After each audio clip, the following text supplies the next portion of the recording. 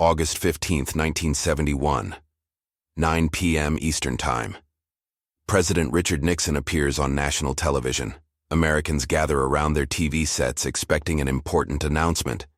What they're about to hear will change everything about money, savings, and the American dream. But almost nobody understood what Nixon was really saying. I have directed Secretary Connally to suspend temporarily the convertibility of the dollar into gold. Suspend temporarily. Those two words were a lie. 54 years later, that temporary suspension is still in effect. And in those 54 years, your money has lost over 95% of its purchasing power. What happened on August 15, 1971 wasn't just a policy change. It was the largest theft in human history. And the victims? Every person who works for a living, who saves money, who believes that $1 today will be worth $1 tomorrow. This is the story of how they killed your money, and why everything changed in 1971. If you look at almost any economic chart comparing things before and after 1971, you'll see something shocking. Productivity keeps going up, but wages, flat, housing costs, skyrocketing, education, unaffordable, healthcare, through the roof, the wealth gap, exploding. Everything changed in 1971. There's even a website dedicated to documenting this. WTF happened in 1971. Hundreds of charts all telling the same story. Something broke. Something fundamental about how money works was altered. And most people still don't understand what happened. The official story is simple. Nixon had to take America off the gold standard to save the economy from foreign speculators. It was temporary. It was necessary. It protected American workers. That's the lie they told. Here's the truth. Nixon ended the gold standard because the United States had printed so much money to finance the Vietnam War and domestic spending that foreign governments knew we were lying about how much gold we actually had. They called our bluff. And rather than admit the truth, rather than restore fiscal discipline, Nixon did something unprecedented. He simply declared that dollars no longer had to be backed by anything at all. For the first time in human history, the world's reserve currency was backed by nothing but a promise from the same government that had just admitted it couldn't keep its previous promise. And once that happened, once money became completely untethered from reality, everything changed. This is the story of the Bretton Woods system, how it was supposed to work, why it failed, and what happened after Nixon killed it. This is the story of 1971, the year they killed your money. To understand what Nixon did in 1971, you need to understand the Bretton Woods system. And to understand Bretton Woods, you need to go back to 1944. World War II is still raging, but Allied victory is becoming clear. And the world's leaders know they have a problem. The global financial system is in ruins. 2 world wars in 30 years have destroyed international trade, collapsed currencies, and created chaos. In July 1944, delegates from 44 countries gather at the Mount Washington Hotel in Bretton Woods, New Hampshire. Their mission: create a new international monetary system that will prevent the competitive currency devaluations and trade wars that helped cause World War II. The architect of this new system is Harry Dexter White, an American economist working for the Treasury Department. His design is elegant. The U.S. dollar will be the world's reserve currency. The dollar will be backed by gold at a fixed rate of $35 per ounce, and all other currencies will be pegged to the dollar. This means that if you're France or Germany or Japan, your currency has a fixed exchange rate with the dollar, and the dollar has a fixed exchange rate with gold. So indirectly, every major currency in the world is backed by gold. The United States promises, guarantees, swears that any foreign government can exchange their dollars for gold at $35 per ounce anytime they want. Why did other countries agree to this? Because in 1944, the United States held roughly 2/3 of the world's gold reserves. Fort Knox was full. The U.S. was the only major economy that hadn't been bombed into rubble. It made sense, and for about 20 years, it worked. International trade flourished. Currencies were stable. Countries could plan their economies knowing that exchange rates wouldn't fluctuate wildly. The Bretton Woods system brought order to global finance, but there was a fundamental flaw in the system, a fatal flaw that would eventually destroy it.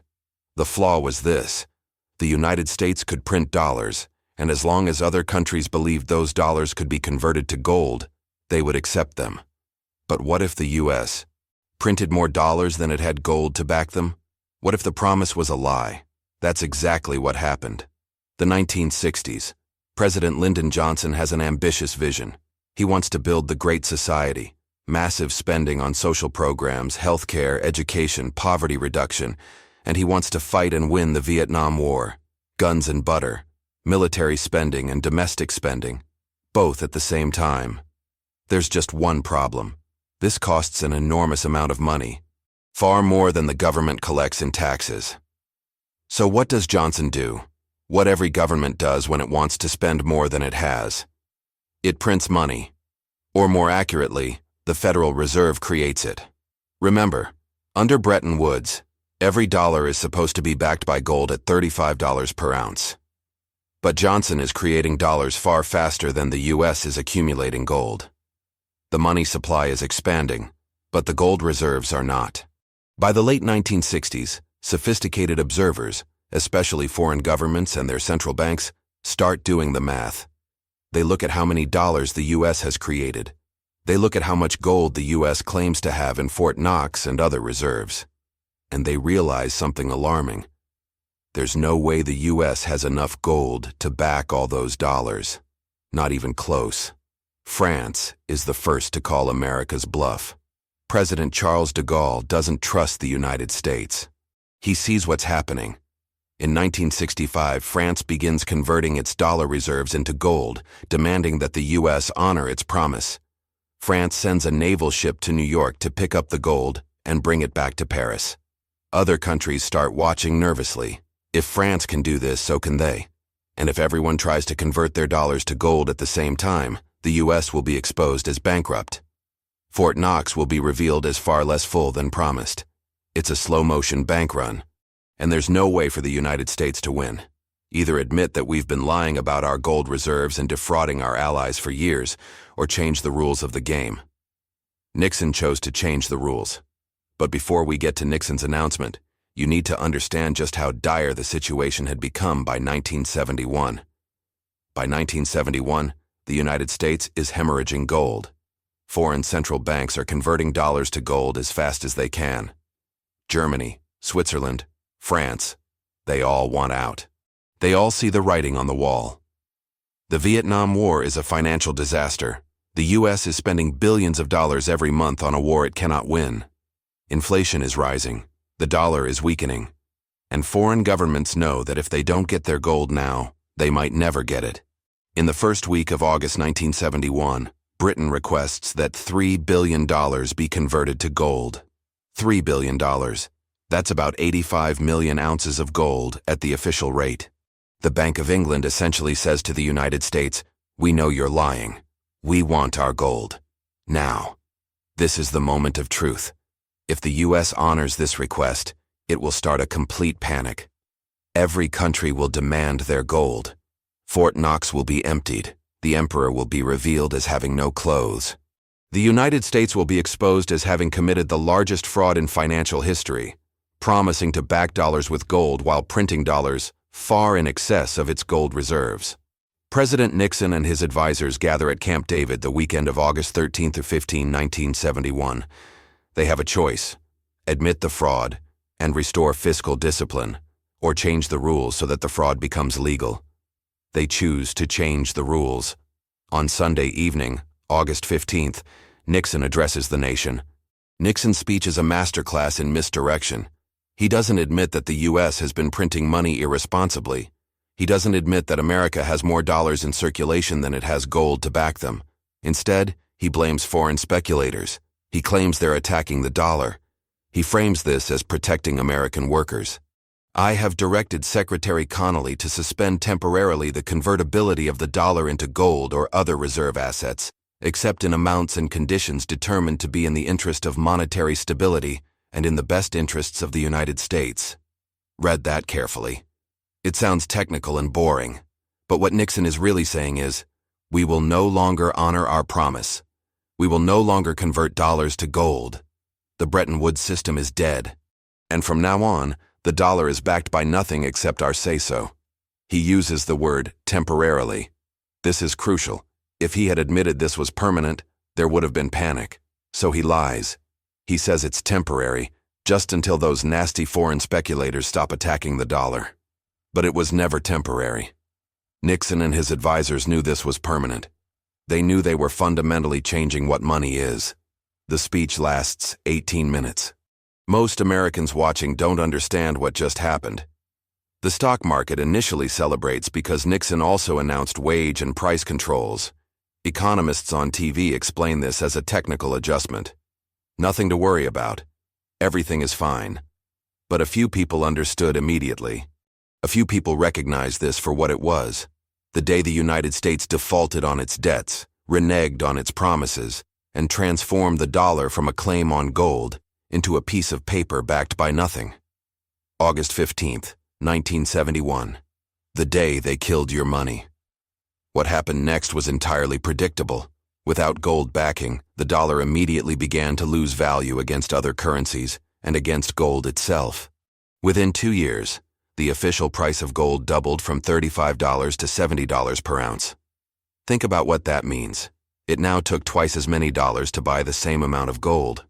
The dollar had lost half its value in 2 years. But that was just the beginning. Other countries were furious. They felt betrayed. They held trillions of dollars in reserves, and overnight those reserves had been devalued. The United States had essentially defaulted on its debts without calling it a default. France called it monetary imperialism. They were right. For a few years, the U.S. tried to maintain some semblance of the old system. They negotiated the Smithsonian Agreement in December 1971, attempting to create a new fixed exchange rate system. It lasted less than 2 years. By 1973, the Bretton Woods system was officially dead. All major currencies now floated freely against each other, and none of them were backed by gold. For the first time in human history, the entire world was on a purely fiat currency system. Fiat means by decree, money that has value only because governments say it has value, not because it represents a claim on gold or silver or any real asset, just because the government says so. And once that happened, once money was completely untethered from any physical constraint, the printing began in earnest. This is where we need to look at the data. Because what happened after 1971 is shocking when you see it visualized. There's a reason the website WTF happened in 1971 exists. Wages versus productivity. From 1947 to 1971, productivity and wages rose together. When workers produced more, they earned more. It was a straight line. Then 1971 hits. Productivity continues rising, but wages flatten. Workers keep producing more, but they stop getting paid more. The gap between productivity and compensation explodes. Workers are producing more value than ever, but that value is going somewhere else. Housing costs. In 1971, the median home cost about 3 times the median annual income. Today, it's over 7 times. A house hasn't changed. A family's ability to work hasn't changed. But the money has changed. It now takes more than twice as much work to afford the same house. Healthcare costs. Healthcare spending as a percentage of GDP was relatively stable before 1971. After 1971, almost a vertical line. Healthcare got more expensive faster than almost anything else. Why? Because when you pump unlimited money into a system, prices rise, especially in sectors with government involvement. Education costs. College tuition tracked inflation pretty closely until 1971. After 1971, college costs exploded. A 4-year degree that cost $10,000 in 1971 would cost over $100,000 today, far more than general inflation would predict. Income inequality. The wealth gap was actually shrinking from 1945 to 1971. The middle class was growing. Then 1971 hits. The top 1% begins capturing an ever larger share of national income. By 2020, the top 1% holds more wealth than the entire middle class. The Gini coefficient, which measures inequality, was declining until 1971. Then it reverses and starts climbing. National debt. The U.S. national debt was relatively manageable until 1971. Even after World War II and Korea and Vietnam, debt as a percentage of GDP was declining. Then 1971 happens. The debt begins an exponential climb. Today, the national debt is over $34 trillion and growing by trillions per year. Why? Because when you can print money without constraint, there's no incentive for fiscal discipline. Gold price. This is the most telling chart of all. From 1933 to 1971, gold was fixed at $35 per ounce by law. Then Nixon closes the gold window. What happens? Gold goes from $35 to over $2,300 today. That's not gold becoming more valuable. That's the dollar becoming less valuable. It now takes 65 times more dollars to buy the same amount of gold. Every single one of these charts tells the same story.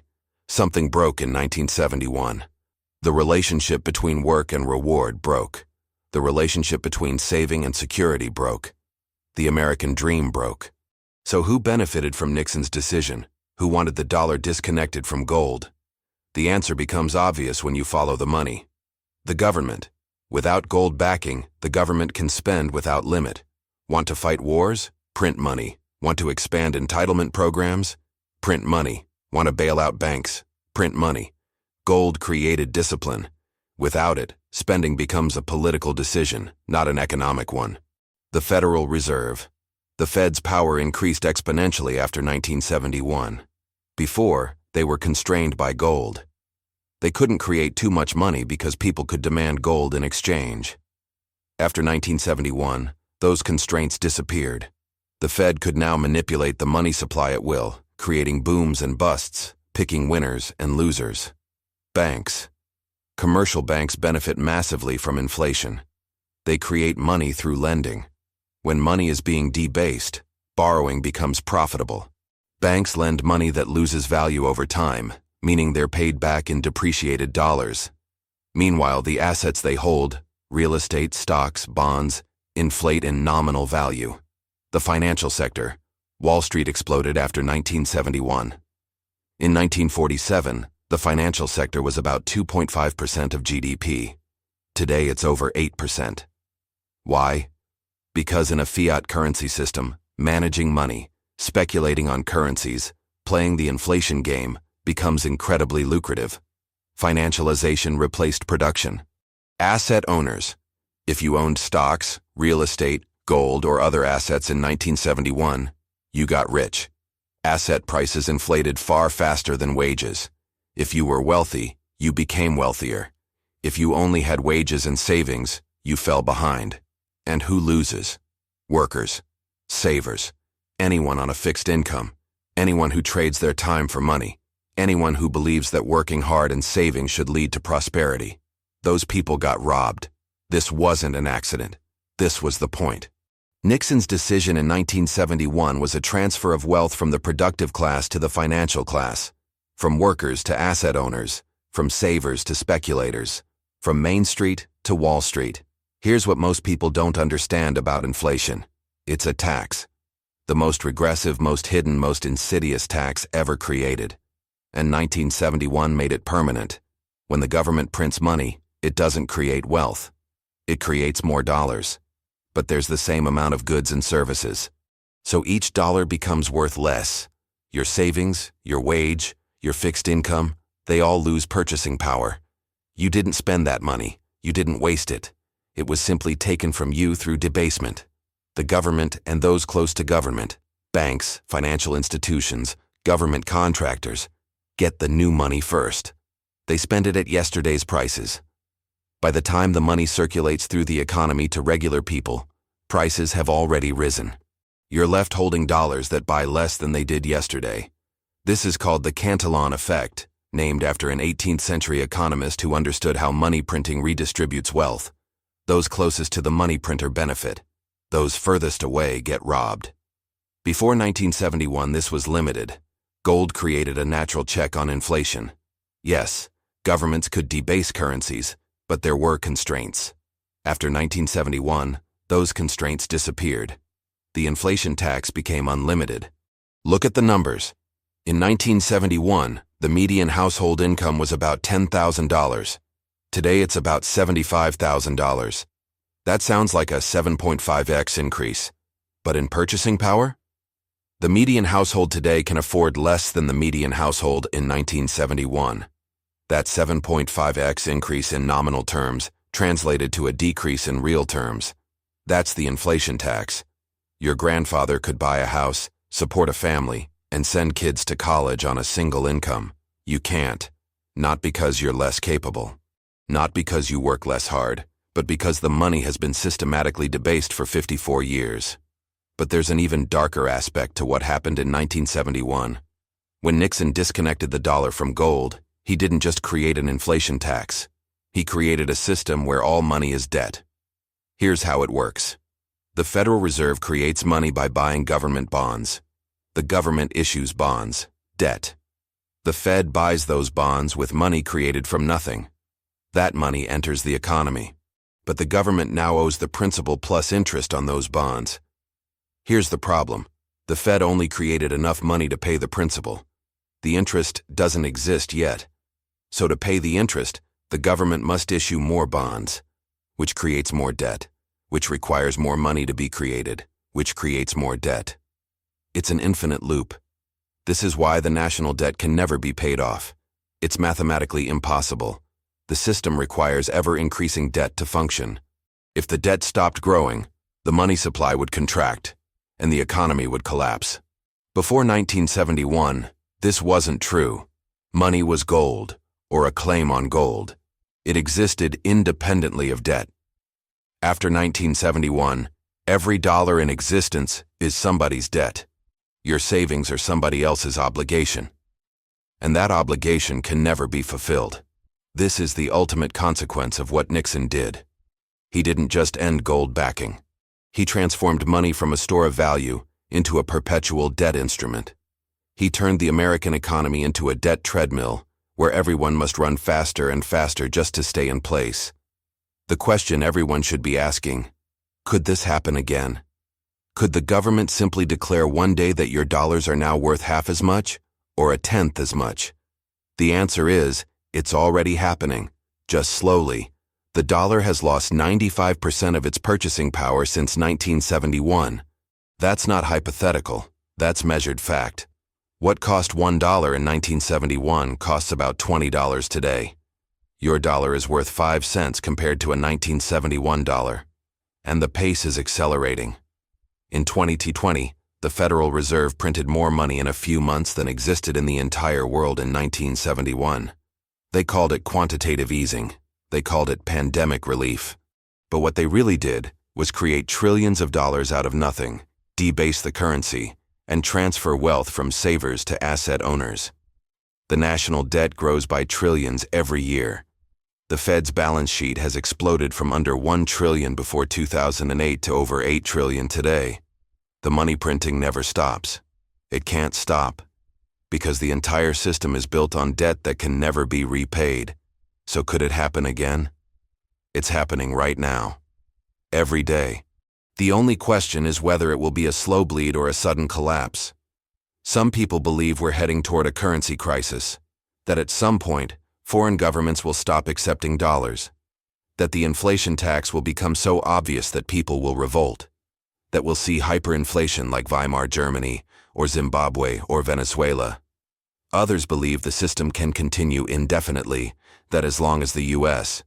remains powerful enough to force the world to accept dollars, the game can keep going. But here's what we know for certain. The system that emerged from 1971 is unsustainable. You cannot print unlimited money forever without consequences. You cannot rob workers of their purchasing power indefinitely without breaking the social contract. You cannot turn an entire economy into a debt treadmill without eventually running out of steam. Something will have to give. The only question is when and how. August 15th, 1971. The day Richard Nixon appeared on television and announced that the United States would no longer honor its promise to convert dollars to gold. The day they killed your money. Most Americans watching that night didn't understand what had just happened. They went to bed thinking this was a temporary technical adjustment. They woke up in a new world.